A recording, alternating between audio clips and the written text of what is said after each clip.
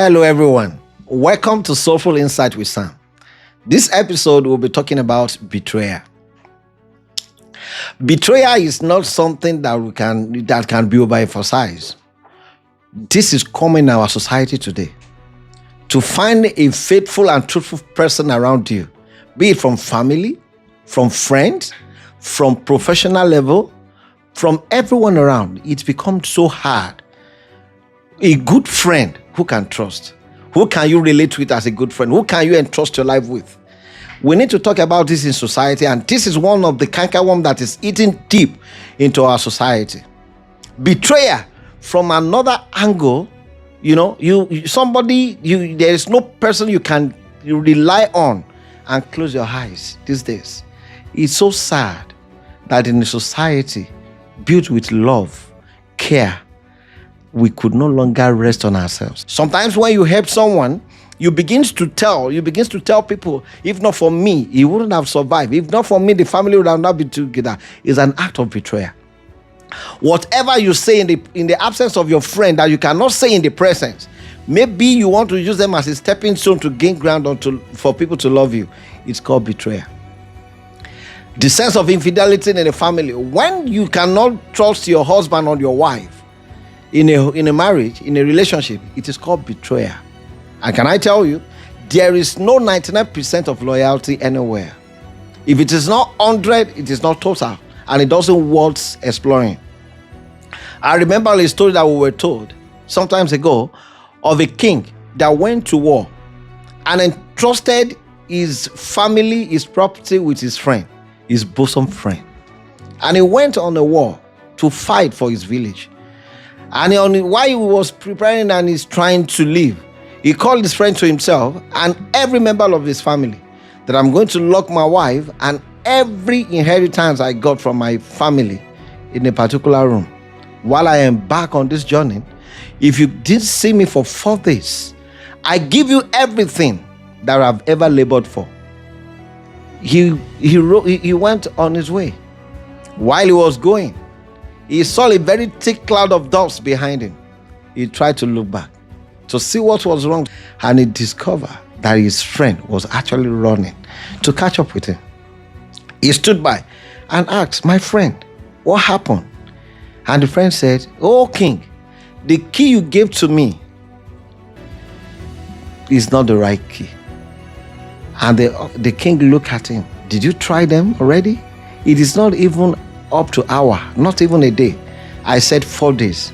And you were trying to unlock the room while I was on my journey." Listen, the people you cannot trust, you don't need to play around them. They could be more dangerous than whatever you can imagine. I know somebody that is watching me today must have been betrayed in one way or the other. One of the way forward is to be healed. There is nothing you can do. You cannot undo the past. Actually, I'm not saying you should forgive and forget. Forgiving is different from forget.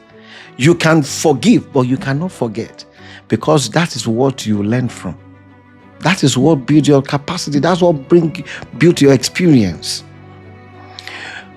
From my own perspective, I try to forgive every day because I don't have the capacity to carry grudges and bitterness all around. But I don't give the second chance for a person to betray me. You can't betray me twice.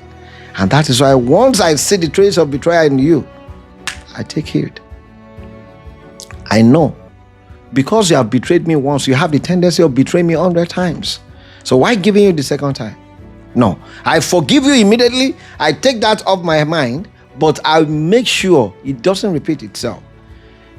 Somebody that betrayed the husband or the wife and is trying to justify his attitude. No, if you have an intention or you have a tendency of betraying your husband, it doesn't have to be with any reasons. You actually have the tendency. When you ask some people, why do you want to get married? They say, because I don't want to fall into the temptation of adultery. If you're an adulterous person, you are. There is nothing that can take that away. You have to learn how to build your trust, how to constitute a good, let people believe you from who you are. Let them see that this person is actually somebody I can rely on. I'll have somebody, a friend, that used to keep our treasury. Everybody preferred to keep money with this guy. Why? Because to the last kobo you spent, you will account for it. Even if you forget, or you will take 1 naira to buy pure water, he will let you know that this is your change and this is what we have done. If you are contributing and you are trying to bring something together, he's the first person that comes to mind. You have to build a better society. We have to build a better world. We have to make this world habitable for every one of us. Some people are ready to take you off your balance just because they envy where you are, just because they want to take your position, just because they don't like seeing you occupying that position. They wish they are the one on that seat. And you know what? A friend of a king is a king's friend. If your friend does not become a king, then you are not in any way close to the throne.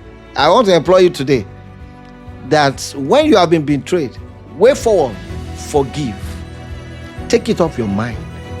If you don't have the power to forgive, pray about it. Talk to God about it. God can heal you. And once we are healed, please move on. The world does not revolve around you. You can't be on the same spot the whole day. Raise your head up, far above, and carry on. I pray the Lord will heal everyone that is being betrayed.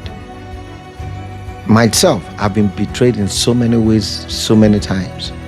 But I am not where I used to be. I am moving forward. That's likewise, I want us to move forward.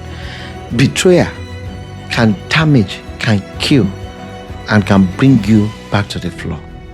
Be careful, and the Lord bless you. See you next time.